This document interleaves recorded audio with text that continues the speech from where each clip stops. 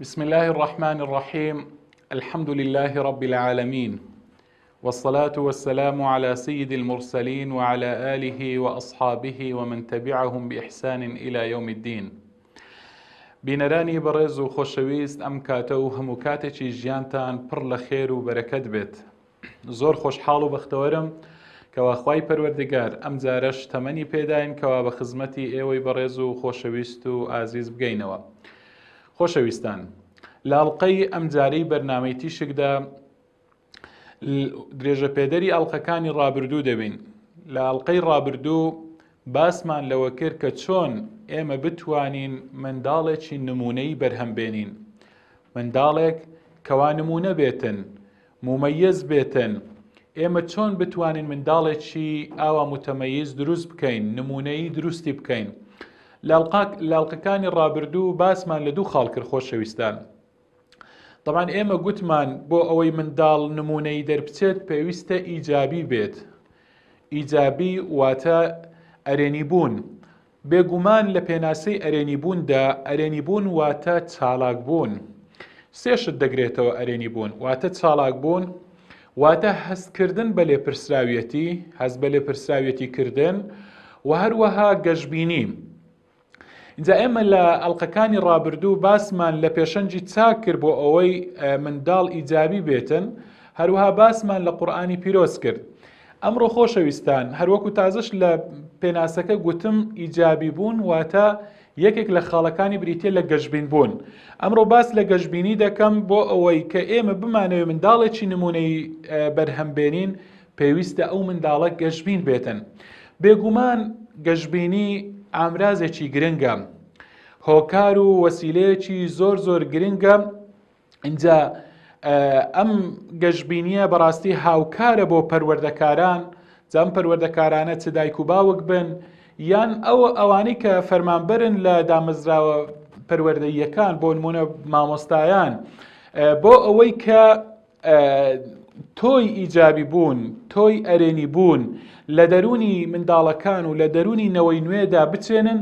بەڕاستی هۆکارێکی گەشببینی بۆ ئەوەی کە ئەرێنی بوونیان واتە منداڵەکان وا لێ بکەن ئەرێنی بن، گرنگترین شت ئەوەیە کەوایان لێ بکەن گەشببین بن. خۆشەویستان، کاتێک ئێمە هەر کاتێک گوێمان لە وشەی ئەرێنی بوون دەبێتن، یەکسەر چیمان بۆ دێتن؟ بیر لە چی دەکەینەوە؟ بیر لە گەشببینی دەکەینەوە. واتە ڕاستەوخۆ لە مێشکماندا وشەی گەشببینی یەکسەر کاتێک کە دەڵێن ئیجابی بوون، ئەرێنی بوون، ئێمە وا دەزانین کە بریتیە لە گەشببین بوون. بێگومان یەکێک لە خاڵەکانی ئەرێنی بوون گەشببین بوونە. اینجا پێویستە لەسەر دایکان و باوکان، لەسەر پەروەردەکاران بەگشتی بەڕاستی ئەم بەهایە لە دەرونی منداڵەکانیاندا بچینن، بەهای گەشببینی، وان لێ بکەن بە هیواوە بژن، وان لێ بکەن کە هەمیشە گەشببین بن لە ژیانیاندا. بە تایبەتیش ئەم بەهایەی کە ئێستا ئێمە لە ڕۆژگاری ئەمڕۆماندا بە هۆکاری جۆرا و جۆر ئەم بارودۆخانەی کە هاتوونەتە پێش، بەڕاستی خەڵک بەگشتی ڕەشببین بووە، تووشی ڕەشببینی بووە. ئەم بارودۆخی کە ئەمڕۆ لە جیهان هەیە، لە ڕۆژهەڵاتی ناوەڕاست هەیە، بەڕاستی زۆر بەمان ئەم بەهایەمان لە دەست داوە، لەلامان نییە، وجودی نییە. ئێمە گرنگە و بە تایبەتیش دایکان و باوکان کە منداڵەکانیان فێری گەشببینی بکەن و ئاگاداریان بکەن کەوا بەڕاستی خەیر و خەیر و چاکە بەردەوام لە ناو مسلماناندا هەیە و دەکرێتن، یعنی مسلمانان هەمیشە کەسانی باشیان لە ناودا هەیە، کەسانێکیان لە ناودا هەیە کە دەکرێتن ئەم بارودۆخە جارێکی دیکە ڕاست بکەنەوە. کەواتە واتای گەشببینی گرنگە ئێمە لە دەرونی منداڵەکاندا بچینین، با بارودۆخ چەندە ناخۆش بی، چەندە خەڵک تووشی ڕەشببینی بوو بیتن. ئێمە فێریان بکەین منداڵەکانمان کە چۆن تەماشای ئەو کێشە و ئەو ئاریشە و ئەو مشکلانەی کە هەنا، چۆن بە تەماشاکردنێکی بە چاوێکی ئیجابیانە، بە چاوێکی ئەرێنیانە تەماشای مشکلەکان بکەن، تەماشای کێشەکان بکەن، تەماشای ئەو بارودۆخانە بکەن کە هاتوونەتە پێش.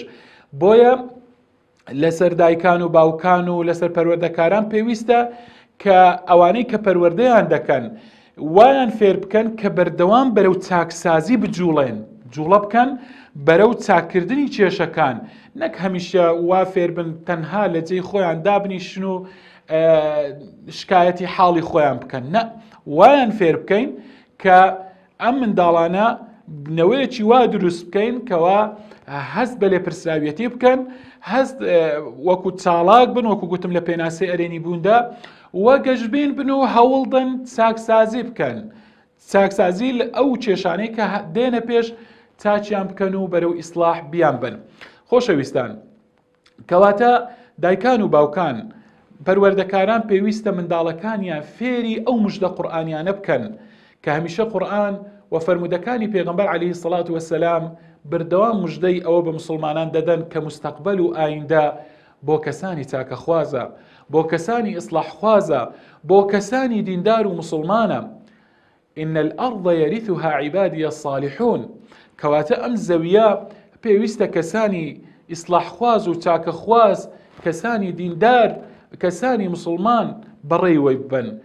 یعنی ئێمە کاتێک کە ئەم موژدە قورئانیانەیان پێدەدەین، کاتێک کە فێریان دەکەین فإن مع العسر يسرا، إن مع العسر يسرا، دوای هەموو ناخۆشیان خۆشی دێتن. ئەم گەشتبینیە، ئەم موژدە قورئانیانە کاتێک کە فێری منداڵەکانمان بکەین بەڕاستی گەشتبین دەبن. هەمیشە پێویستە یعنی ئەمەیان بەبیر بینینەوە. خۆشەویستان، کاتێک کە ئێمە گرنگی بەم بەهایە بدەین، بێگومان جیلێکی یاخود نەوەیەکی گەشتبین دروست دەبێتن. ئەو کاتەی تەماشای کێشەکان بە چاوێکی تر بە تەماشای کێشەکان دەکات. واتە کاتێک کە مشکلە و ئاریشەکان دەبینیتن بە چاوی گەشتبینیەوە تەماشای دەکات، بڕوونی تەماشای دەکاتن. و کاتێک کە ئەگەر ئێمە دیتمان ئەو کارێک کە واتە هەر کارێک کە ڕوو دەداتن ئەگەر باشە، ئێمە هانیان دەدەین کە ئەو کارە چاکە زیاتر بکەن، و ئەگەر خراپە هەوڵ بدەن منداڵەکان وا فێر بکەین کە ئەم کارە خراپانە هەوڵدەن نەیهێڵن کاری خراپە و بەدەلی ئەوە چاکە بچێن و چاکەی لە جێدا بنێن. کەواتە ئەگەر کۆمەلگا کەسانی ئاوای تێدا بوو، بەڕاستی کۆمەلگا دەبێتە کۆمەلگایەکی بەرهەمهێن، کۆمەلگایەک دەبیتن بەردەوام تەماشای پێشەخۆی دەکات و بەرەو پێشەوە دەچێت و پێشکەوتو و سەرکەوتو دەبێتن، بە پێچەوانەی ئەو کۆمەلگایانەی کە هەمیشە شکایەتی حاڵی خۆیان دەکەن، کە هەمیشە تەنها گلەی و گازندە دەکەن، تەنها سەلبیانە نەرێنیانە بیر دەکەنەوە و ڕەشبیرانە تەماشای ژیان دەکەن. ئەم کۆمەلگایانە هەمیشە بەرەو دواوە دەچن. بەڵام ئەگەر ئێمە واتە ئەو جۆرە کۆمەلگایی کە باسی دەکەم نەرێنی بی، هەر کێشە و مشکلەیەکی زۆر سادە بێتە پێشیان، دەستەوەستان دەبێ بەرامبەری، عاجز دەبێتن، ناتوانێتن خۆی لێ دەرباز بکاتن، ناتوانێتن بجوڵێتن. تاکەکانی هەمیشە فێری ئەوە بوون کە گلەی و گازندە بکەن. بەڵام ئەگەر ئێمە ئەم بەها و قیمەتەمان، ئەم نرخەمان، ئەم قیمەیە، ئەم ڕەوشتەیە، ئەم گەشتبینیە ئەگەر هاتوو لە دەرونی منداڵەکانمان چاند، بەڕاستی خۆشەویستان ئەمەشیان بێگومان لە منداڵیەوە دەست پێ دەکات کە فێری گەشتبینیان بکەین. واتە دایکان و باوکان پێویستە لە کچکەییەوە هەر لە زووەوە ئەم بەهایە فێری منداڵەکانیان بکەن، و پێویستە دایکان و باوکان خۆشیان گەشتبین بن. ئەگەر ناوەکو دەڵێن فاقد الشەیء لا یعطیه، ئەگەر بە خۆیان گەشتبین نەبن ناتوانن منداڵەکانیان گەشتبین بکەن. کەواتە ئەگەر ئێمە فێرمان کردن، ڕامان هێنان منداڵەکان لەسەر ئەم سیفەتە، لەسەر ئەم بەهایە، وەکو عەرەب دەڵێ من شەب عەلا شەیء شاب عەلەیه، ئەوەی لەسەر شتێک بە گەنجی و بە منداڵی پەروەردە بوو لەسەریشی پیر دەبێتن. داوا لە خوای پەروەردیگار دەکەین کەوا خوای پەروەردیگار هەمیشە لەو کەسانەمان بجێڕێتن کە متەفائیلن، کە گەشتبینن، کە خاوەن هیوا و ئومێدن، کە بە ئومێدەوە دەڕوان نەژیان. خوای گەورە وامان لێ بکات و منداڵەکان نیشمان وا لێ بکات کەوا پەروەردە بن و هەمیشە گەشتبین بن و بە ئومێدەوە بڕوان نەژیان. خۆشەویستان، ئەم گەشتبینیە کە باسمان کرد ئەگەر بێت و منداڵەکانمان وا پەروەردە کرد، بێگومان بن جیلێکی نمونەی دەرەچێتن، منداڵێک پەروەردە دەبێتن، ئەم منداڵە زۆر نمونەی دەبێت. خاڵێکی تر کە گرنگە باسی بکەین بۆ ئەوەی منداڵەکانمان ئیجابی بن، بۆ ئەوەی منداڵەکانمان ئەرێنی بن، بریتیە خۆشەویستان لە مزگەوت. چۆن لە ئەڵقەی ڕابردوو باسی قورئانمان کرد، ئەم ئەڵقەیەش باسی مزگەوت دەکەین، چونکە بەڕاستی بەستنەوەی جیلی نوێ ئەم نەوەی نوێمان منداڵەکانمان بە مزگەوتەوە خۆشەویستان سوودی یەکجار زۆری هەیە.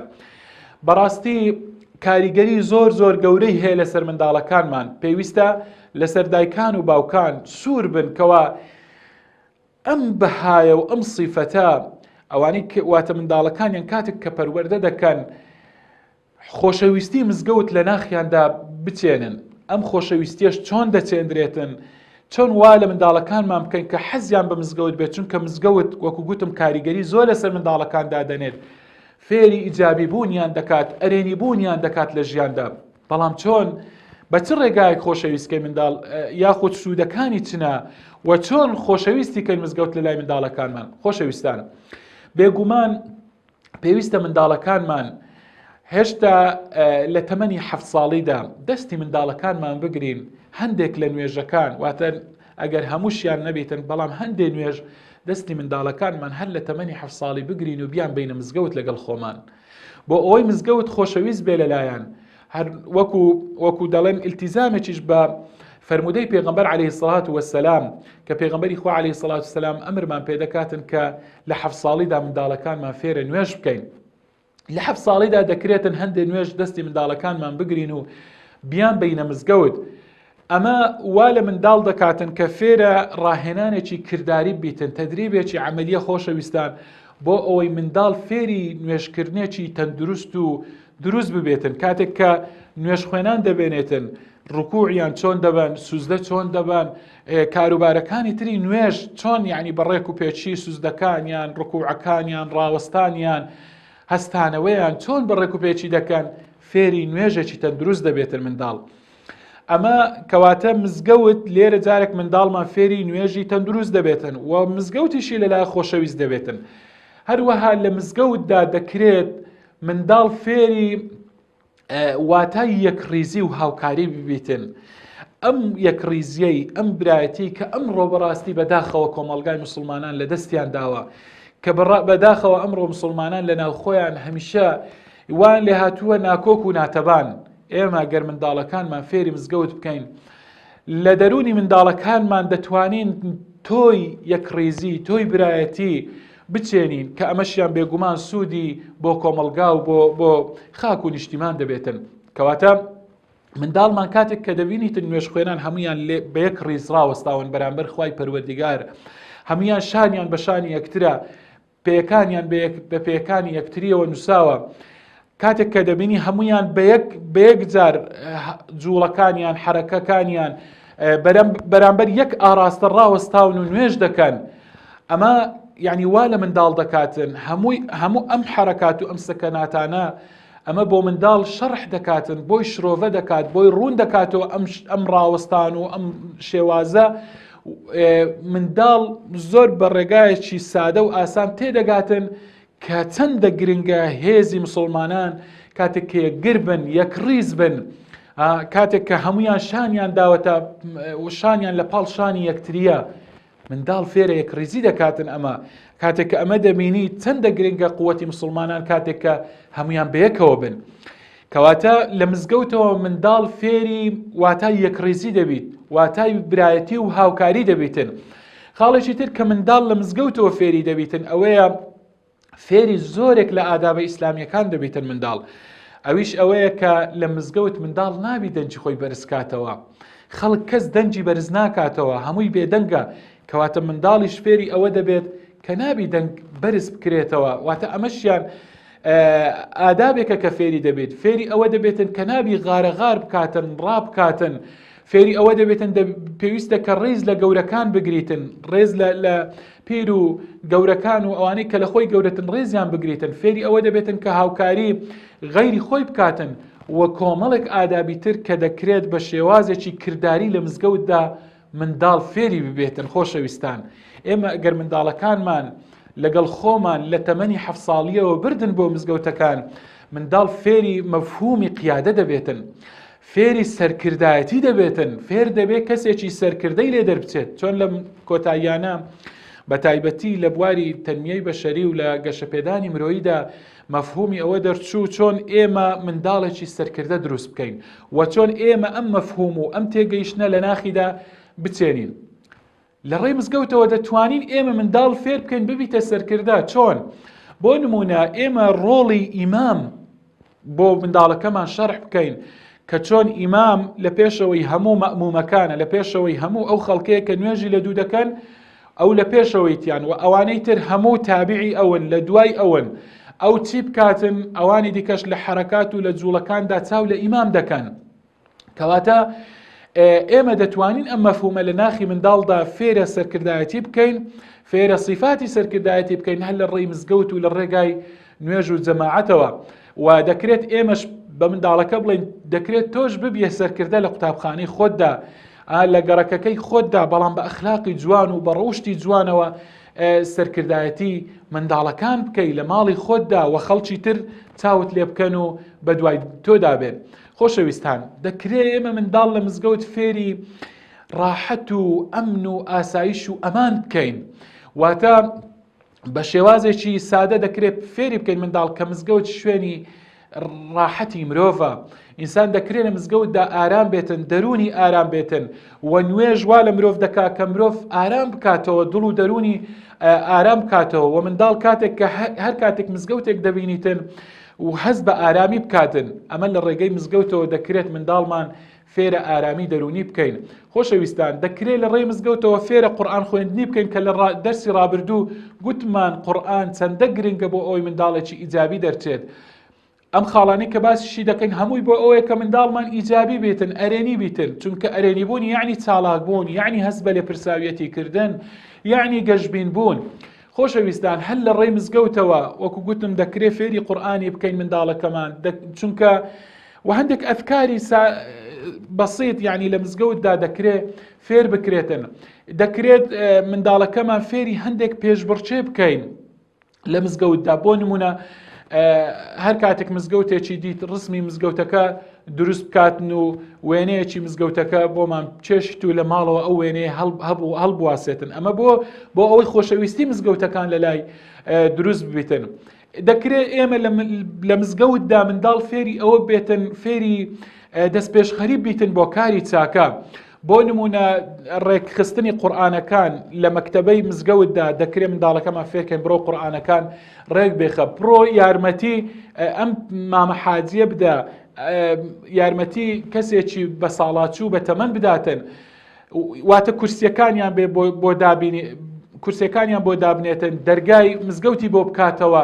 لە ڕێی ئەوە منداڵ دەکرێت فێرە دەستپێشخەری چاکە بێتن لە کردداری چاکەدا. هەر لە مزگەوتدا ئێمە دەکرێتن منداڵەکانمان حەز و ئارەزویان واتە خۆشەویستیان زۆر بکەین بۆ مزگەوت، بە تایبەتی وای لێ بکەین کە تۆزێک پێشی کات منداڵەکەمان ئامادە بکەین حەزی لێ بێتن کە بەرەو مزگەوتەوە بڕواتن. خۆشەویستان، واتە نەک بە ئیجباری منداڵەکانمان بە تۆبزینە، بەڵکو وا لێ بکەین کە حەزی منداڵەکە بەخۆی حەزی لێ بێتن بچیتە مزگەوت، پێش بانگ خۆی حازر بکاتن.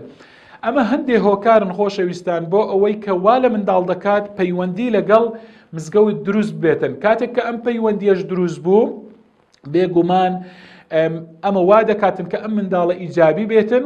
لە میانەی ئەوەی کە پەیوەندی لەگەڵ خوای پەروەردیگار دروست دەبێتن منداڵەکە، بێگومان معاملەی لەگەڵ دایک و باوکی باش دەبێتن، لەگەڵ خەڵک هەڵس و کەوتی باش دەبێتن، چونکە پەیوەندی لەگەڵ خوای پەروەردیگار تند و تۆڵە. کاتێک کە ئەم مەفهومەمان چان لە ناخی منداڵەکانماندا خۆشەویستان، بەڕاستی وا لێ دێتن منداڵێک دروست دەبێت پەیوەندی لەگەڵ مزگەوت دروست دەبێت. ئەگەر پەیوەندی لەگەڵ مزگەوت دروست بوو، ژمارەی ئەو کەسانە زیاد دەکات کە لە مزگەوتن. ئەگەر ژمارەی ئەو کەسانە زیادی کرد، واتە ژمارەی نوێژ خوێنان و ئەو کەسانی کە نوێژ دەکەن زیاد دەکات. ئەمەیە کە ئێمە لە کۆتاییدا دەمانەوێت کاتێک جیلێک نەوەیەک دروست بوو پارێزگاری لە نوێژ بکاتن، بێگومان جیلێک دەردەچێت، نەوەیەک دەردەچێتن خۆشەویستان کە بەرهەمهێن بن، کە موسڵح بن، کە چاکەخواز و چاکسازیکەر بن لە کۆمەلگادا و کۆمەلگایەکی بەختەوەر دەردەچێتن. خۆشەویستان، تا ئەڵقەی داهاتوو لێرەدا بەخوای گەورە و باڵا دەستان دەسپێرم. خواتان لەگەڵ، وەسەلام عەلەیکوم وەڕەحمەتوڵڵاهی وبەرەکاتوه.